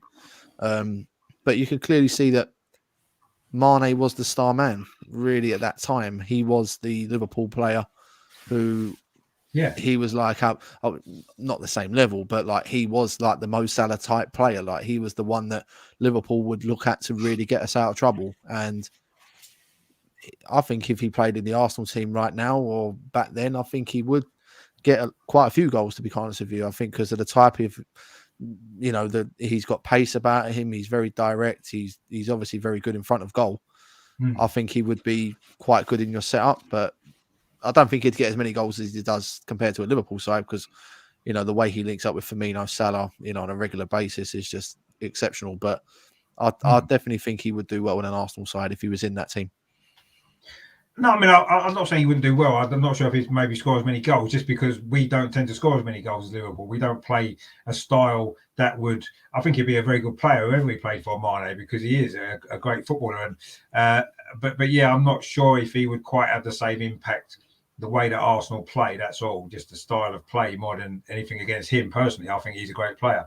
And funny enough, I remember having a conversation we went to Anfield a couple of years back, 2 or 3 years ago, obviously when Arsenal were there, and speaking to a Liverpool fan before the game, and he was sort of saying, you know, which Liverpool player you're most worried about? And I actually said Mane, even ahead of Salah, because of, you know, at that particular time, I thought Mane was maybe slightly ahead of Salah at that particular time, 2 or 3 years ago. But obviously, since then, Salah's just gone on, hasn't he? And gone up a level, as we said. So, but yeah, I think Mane is a great player. I mean, I do think it's a style of play, isn't it? And the way Arsenal play. I mean, do you think that, Ricky, that maybe Arsenal's style wouldn't bring the best out of Mane in the way that it does with Liverpool? He maybe wouldn't have that same link-ups that he's got with Liverpool that he's had. Yeah, I don't think Mane scores near as many goals as what he does for us. I just think Liverpool's front three, the way they entwine, the way they rotate positions, Arsenal don't play like that. And I think Mane would have to stick to that left wing if he played for Arsenal and wouldn't get that many chances in the box with them. But yeah, no, for Liverpool, it's just the way we play. He sometimes plays through the middle. He plays left. The way we play just suits the way he plays. And he just scores goals from it. I just don't think Arsenal play that type of football for him to score that many goals. No, and I think maybe that comes down a little bit for me as well to the manager getting the best out of his players, and I think that's what Klopp does, and that's what he's done. You know, he did that with Aubameyang at Dortmund, whereas Arteta would struggle to get the best out of Aubameyang, and I think Arteta would maybe struggle to get the best out of Mane at Arsenal as well if he had him, just because of that. Just seems to be the way he's gone. That's nothing against Arteta. I just think Arteta's more. He's more defensive the way he sets his teams up, so maybe the forward players don't always, produce the best form sometimes. That's probably why we struggle for goals, and I think that would happen to Mane if he did come to Arsenal, but not that he ever would. Terry says West Ham looks solid, hard to beat and scoring goals. Yeah, at the moment they do. I just feel the Europa League is going to take its toll on them actually as it goes on if they progress in that competition. I don't know if they've got the squad depth to cope with a top four challenge plus the Europa League run. And the official 1YB says here, take West Ham's bubble machines and they'll crumble. That's their weakness, bubble merchants. Yeah, well, that's fair enough. Yeah, that's probably true. Russ says, as long as Arsenal show some fight, I'm not bothered if we. No, exactly. That's my point, really. I want to compete with Liverpool at Anfield because we haven't done so in the Premier League, certainly for a long time. So I just want to see us give a good game, a good account of ourselves. And if we do that, I'm sure we'll all understand that there is progress there and we'll all be able to see it quite clearly. So what we'll need to do then, before we finish, we do need to maybe look at the game itself and maybe do this.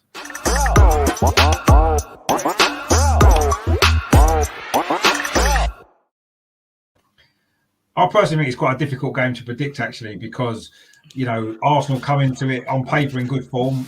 So we haven't really been tested necessarily that much, but we're in good run of form. Liverpool, as you guys have said, maybe haven't been in great form. You lost your last game before the international break against West Ham. You drew the game before that, didn't you, against Brighton? So it's maybe a good time for Arsenal to be going to Anfield, if there's ever a good time for Arsenal to go to Anfield. There's not been many since 1989, if I'm honest. But anyway, it may well be as good a time as we'll ever have. And if we're ever going to get a result against Liverpool away, I would say this could be our time. But that probably means nothing when the game starts on Saturday. When you look at our poor record, the defeats that we've had, as we mentioned. I mean, Luke, what are your thoughts ahead of this game? What would your score prediction be? I personally think it's quite a difficult game to predict, actually. I'll be very careful, shouldn't I, Rick? Shouldn't I? I'm predicting a Liverpool win. I mean, we're at home. I expect us to turn up. We've got some injuries at the moment.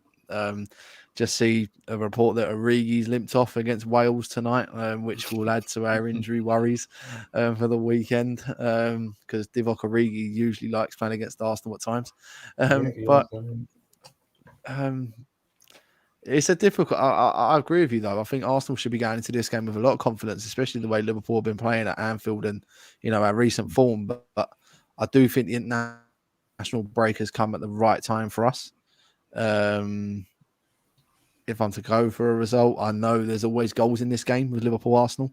I think both teams will score, but I'm probably going to go with the same scoreline it was last year, which is a 3-1 Liverpool win. Yeah, I mean, last year's game was a strange one, wasn't it? Because we were gifted that goal, we took the lead, and then we made a couple of mistakes to get you back in it, and then it was quite even after that. I remember we had a good chance to make it 2-2, didn't we, in the second half? I think was it Lacazette missed one, didn't he? And that could have changed that game. So, I didn't think the scoreline last year maybe reflected the game, and maybe it won't again if it finished that way this year, perhaps, because I do think we'll give a good account of ourselves, but we'll see. I mean, Ricky, what are you thinking? The score what might be on Saturday? Difficult. I think it's really difficult to predict this one. Yeah, I mean, the way we ended before the international break was very poor with our form, considering how well we've been under Klopp. I just think we're going to come out with a point to prove. Klopp's probably got the ump still from what happened at West Ham and the Brighton game. I think we win this game 2-0. If it could be 3. I just think Salah's going to be on it after not scoring for 2 games. And some of these players have got a massive point to prove coming in. The midfield selection's up for grabs, whoever can have a decent game. I just think Arsenal want to come there. They're going to sit back for the first 20, 25 minutes to try and weather the storm. And if it is 0-0, who knows what could happen. Arsenal could potentially maybe think, let's be a bit more adventurous and possibly could go get a draw. But I just think we're going to have too much firepower in this game at the start. I think, like I said, a lot of people got a point to prove. So I'm going to go with 2-0, possibly 3. Wow. Okay. I mean, Liverpool have conceded 5 goals in the last 2 Premier League games. So that gives me hope that, we've been scoring a few as well. It gives me hope that we can certainly score a goal or two. I think we'll have chances in the game. It's going to be interesting to see, actually. Obviously, Smith Rowe and Saka have played well for England this week. Be interesting to see how they, are they tired? Are they going to come back tired? Is that going to be, they're going to be a little bit, lacking a bit of sharpness, maybe, who knows? And yeah, I think Aubameyang may have an injury as well. He's picked up away on international duty. So that could be, we may see a little bit of a different Arsenal attack maybe if he's out. So I wouldn't say I'm confident, because I'm never confident when we play away at Liverpool, because that's just, I've suffered too many embarrassing defeats in recent years to feel confident about playing Liverpool away. But this has got to be our opportunity. If we're ever going to get a result against Liverpool at Anfield under Klopp, it's going to be now, if it's ever going to happen. So if we don't get a result on Saturday there, then we may as well just throw the game away every other year, because we're never going to get one. I don't think this is our chance to go, and I think it'll be a big statement for Arteta and for Arsenal to go there and get a result, actually, to say, this Arsenal team are to be taken seriously. Because I still think there's people, we're 5th in the league and we're doing well. I still think there's a lot of people that don't really think Arsenal can sustain this form, and the young players have been mentioned, and maybe that's right. But I think if we go to Anfield on Saturday and put in a performance and get a result, then I think people will start to look up and say, you know what, maybe this Arsenal team could be onto something, maybe. And this is a big statement for Arsenal. And Terry has gone there in the chat. He said it's going to be 5-2 Arsenal, easy win. I know what everyone's worried about. Well, I mean, imagine if we did that. I mean, if we were to go to Anfield and win 5-2 on Saturday, then maybe that Arsenal fan on AFTV who said we could win the league, they may be right. I think it's a little bit optimistic. I mean, personally, I would snap the arm off for a draw. And 2-2 seems to be a good result at Anfield, as you said. So maybe I'll go for that, because you've drawn 2-2 last couple of games at home, I think. So maybe just 2-2. I do think we'll have chances, and I think we can score. Aubameyang being out could be a problem, but I don't think he's ever scored for us at Anfield anyway. So maybe it won't be such a miss anyway. Maybe Pepe will come in.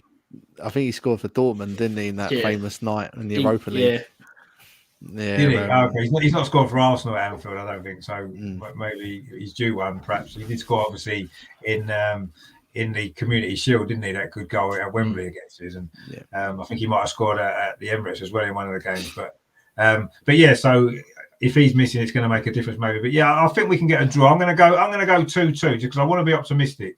And I do think there'll be goals in it, because I think it's the highest scoring game in Premier League history, isn't it? Or one of the most high scoring games. Especially the one at Anfield. I mean, it's been a 4-4. You've scored 5 against us a few times, so there's definitely goals in it. Usually at the wrong end for us. I remember a 3-3 draw actually a few years ago. Giroud scored, didn't he? I think you got a late equaliser that night, didn't you? Joe Allen. Yeah, that's right. Yeah, so there's been a few of them. That 4-4, you got a late equaliser as well, didn't you? Ben Ayoun got one. That game was just so frustrating. I mean, that whole season, I think we drew like 8 games at home. Yeah, we lost the title by 4 points to United, and we drew, I think it was like 8 games at home. And I think out of all of them, I think Arsenal was probably the only game where we could look at and think we got away with a draw. I think we drew to like Hull, Fulham, West Brom, like all these teams you'd be thinking we should be beating, but that's football. Unfortunately, it's not played on paper, is it? No, exactly. And it just goes to show that, on any given day, I think especially in the Premier League this year, I think any team apart from Norwich maybe are capable of getting a result against anybody else. And even Norwich got a win, didn't they, away from home last game. So, I do think it's like that this season. And I think everybody's got to turn up and play well. And if you want to get a result anywhere, and I think if Arsenal do turn up and play well, I think we've got a chance, because Liverpool haven't been playing well. Yeah, maybe Ricky's right. Maybe there are players with a point to prove. And, I'm sure Klopp's going to have them fired up. Because of the recent form, as much as anything else, plus the fact it's against Arsenal. And, we very rarely, I think we've only beaten Liverpool once without penalties. We've beaten you on penalties a couple of times, but I think we've only beaten you once in the actual 90-minute game since Klopp's been at Liverpool. So, it just goes to show that he's got a great record against us, which never really helps. And the official Y1B says, Ricky Lambert to take a managerial role and to become the manager of Liverpool. Well, maybe one day, who knows? I think Steven Gerrard maybe jumped ahead of him. Balotelli up front. Yeah, possibly. Yeah, that'd be interesting, wouldn't it? I think maybe Steven Gerrard's jumped slightly ahead of Ricky Lambert actually at the moment in that kind of role, but I'm sure it'd be interesting to see what happens. But yeah, I mean, it's a lot of interesting stuff going on in the Premier League at the moment, actually, and I think I wouldn't say it's necessarily the best quality Premier League we've had, but it's certainly one of the more interesting seasons because of how open it is. And people are beating other teams you wouldn't expect, people getting strange results. And Arsenal have gone from bottom to fifth in quite a short space of time. It's 8 games, whatever it is. So be interesting to see how it progresses between now and Christmas. I think there's a lot of big games for everyone. And obviously Saturday's going to be a really big game. I think it's it'll always be Liverpool against Arsenal will always be one of the biggest games of the season. You know, I know Sky tried to build up Man United against Liverpool and the Manchester Derby and a few other games, but for me, Liverpool Arsenal always has been one of the biggest games of the season. Always, any season, you know, throughout the world, everyone's interested in this game because it's two of the biggest clubs in the history. It's the most successful English clubs everyone knows, and yeah, it's a big game.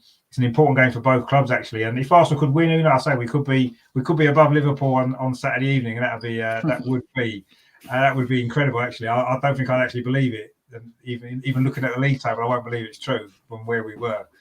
You know, against you guys who were top of the league not that long ago. Terry says, Arteta will teach Klopp a footballing lesson. I can see it in my T-bags. Well, maybe you're right. I hope you are right, Terry, because that would be, you know, he's had a few opportunities to teach Klopp a football lesson so far in his Arsenal career. And apart from in the Community Shield, he hasn't maybe really done it enough. So, anyway. I'll just say the one win that he got in the Premier League against Klopp, I mean, Klopp and his players were just turned up half drunk after we won the Premier League. So, you know, hard. And even then you dominated that game. We had like 2 shots and scored 2 goals and somehow won. Yeah, exactly. Yeah. So I don't know. Maybe it's about time Arteta did teach Klopp a footballing lesson, but we'll see. I'm sure it won't be that case. I'm sure it's going to be a good game. I'm sure it'll be a good game, actually. I think that's the most important thing. I think it'll be exciting. I think it'll be goals. And, you know, hopefully we can compete. I'm not expecting us to win or even, I know I said 2-2. I'm not really expecting us to get a result because we just haven't done traditionally at Anfield for a long time. So, but yeah, I hope it's a good game and we can all enjoy it. And hopefully, you know, the best team on the day gets the result. That's what I want to see. And I want to see us compete with you. But yeah, I mean, it's been fantastic. Just give your channel a plug actually before you go, because, you know, you're still doing some good stuff over there, aren't you? Your Liverpool channel. Yeah, no, Richard, thanks for letting us come back on. I mean, definitely we'll have to get you on our channel. We're doing our preview, I believe it'll be Thursday, I think, Rick, for our channel on our previews. So, Richard, if you want to join us for that one, mate, more than welcome. But yeah, guys, thank you very much for all comments on that. We are the 1892 Reds podcast. We obviously are on YouTube. We're on Twitter and Instagram, so please come over and subscribe to our channel. As I just mentioned, we are doing our Arsenal preview on Thursday. So, yeah, come and check us out. And Richard, thanks again for letting us come back on. It's been an absolute pleasure. I say it was great to everyone last season. It's been great to everyone again. And yeah, we'll have to do some more stuff again, you know, throughout the season as well, obviously, when we play you again as well. So, Ricky, as well, thank you very much for coming on. Been a pleasure again. No, I appreciate it. Thanks for having us on. And hopefully the best team wins at the weekend.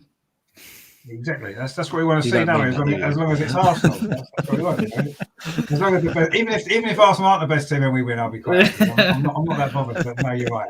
I hope it's a good game. It should be a good game. It's two of the best teams in the league at the minute. On form and stuff. So I'm sure it'll be good. And yeah, it's. I say traditionally it is. I still think it's the number one game of the season for me. Arsenal against Liverpool. You know, even above the game against Spurs. When I was growing up in the 1970s and early 80s, Liverpool were the team, weren't they? They won everything. And as much as we didn't like it, you looked up to them and admired the success that they had. And just, you know, playing Liverpool was a massive game. Beating Liverpool was unbelievable. And when we, on the rare occasion, we managed to do it, and that's always stuck with me. And even now, and I know that the two clubs have been through good and bad times since. It's still, for me, the two games of the season I look forward to the most actually is Arsenal against Liverpool, because it's just the biggest game for me that there ever is. So I'm always looking forward to it, and hopefully this week will be one to remember. There's been a few down the years, as we've said. Terry says, I must admit, I'm looking forward to it. hate all the international rubbish. Yeah, I mean, we saw yesterday exactly how pointless international football can be. And, you know, it's nice to have competitive football back again. And let's hope we can be competitive again on Saturday and it's not a 10-0 again, because that won't be much fun with it. But I'm sure it won't be. I'm sure we will compete finally, and we'll give you a game at least. And if we can keep Mo Salah quiet, I think we've got a chance of doing something, because, you know, as we said at the start, he's the guy, isn't he?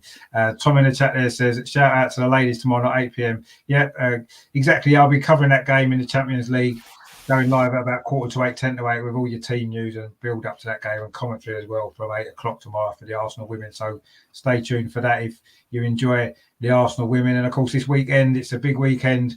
Obviously, Arsenal-Liverpool on Saturday, a massive game. And actually, Arsenal women are playing Man United on Sunday. So it's kind of a big weekend, because that's a traditionally big game. Not so much in the women. Man United are a new team in the Women's League, but it's still a big fixture, isn't it? Arsenal, Man United as well. So a big weekend of football coming up. Terry says, great show, Richard. Great to see Luke and Ricky. Stay safe, chaps.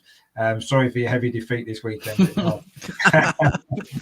maybe wait till Sunday before we start talking about stuff like that after the game. I like it. If he wants to, I mean, come and join us on our review. I think we're going to have a review late next week. So, yeah, depending on the result, come and jump in the comments and we'll have a chat. Well, I'm sure if we win, Terry will be straight in there. Oh, if it's 5-2 particularly, he has to come on the show. Yeah. Actually, I think if we do win 5-2.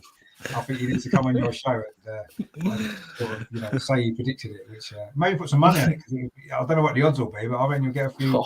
You'll get a few. I think I'll put it safely for it. If he put £10 on that result, he'll lose £10.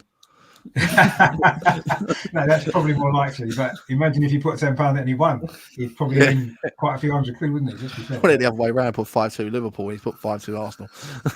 Yeah, well, yeah. I mean, I don't think it's going to be 5-2 either way, if I'm totally honest. But anyway, you never know. The Premier League throws up some strange results, and who knows? You never know what to expect. But I just want to see a good game between two traditionally great clubs in English football, so it's going to be good. And I say thanks to you guys again for coming on the 1892 Reds podcast. Please check them out on YouTube and subscribe to their channel as well, because even though the Liverpool fans are good guys, and Luke's brother supports Arsenal, so that's even more reason to support the channel as well. Because, you know, even more reason. So, yeah, so thanks to you guys. Brilliant again. And I say, don't forget to join in the show tomorrow for the Arsenal women against Koga in the Champions League. Should be a good game as well. So we look forward to that one. So I'll be back live for that. And on Friday, it's the Arsenal women's show as well at 7:30. A lot to look forward to there as well, actually. A big week for the Arsenal women as well. So we do like to cover them on this channel. So please join me for all of that as well. And, of course, in the meantime, we're looking ahead to this big game at the weekend, Liverpool v Arsenal, the biggest game in football history, of course. And always, I'm sure they'll mention it on Sky, the little game in 1989 as well. Every time Arsenal play at Anfield, it gets a mention, doesn't it? And we do love that. I know you two probably don't, but you know, we have to enjoy a little. We're no longer the History Channel now. No, you're not actually. That's fair enough. You've won the Premier League a lot more recently than we have, so we can't really say too much. Which is why maybe 89 is so important to us at the minute, actually, because we don't have a lot else. Terry says, we'll be there like a shot. If you never say, you're not never see me again. Yeah, exactly. But it's a bold prediction, Terry. I'll give you that. So fair play to you for that. And who knows? We did beat Leicester 5-2 the year they won the league away, actually, and no one would have predicted that. So you know, who knows? Let's go I'll go for 5-2 as well, then, Terry. Yeah, how's that? I'll back you up. How's that sound? I might put a quid on it and see what we get. But yeah, I agree with Luke. I'll probably lose a quid. I'll tell you what. I'll do it with you. How about that? Yeah, okay, that sounds good. Yeah, we'll all do it together. We'll all put a quid on 5-2. How's that sound? And we can blame Terry if it doesn't come off, then, can't we? Quite honestly, he convinced us he was right, and it'll be Terry's fault. So anyway, we'll see what happens. But no. So thanks to all you guys in the chat as well. There's some great comments going on. I probably couldn't get through them all. There was a lot going on in the show as well. But thanks to all you guys for watching. I say stay tuned for the women's show tomorrow. The women's watch along. 7:45 that'll be. And in the meantime, ahead of this big weekend, thanks obviously to Luke and Ricky from the 1892 Reds podcast. Come on, you Gunners. Come on. Speak to you later, guys. Take it easy.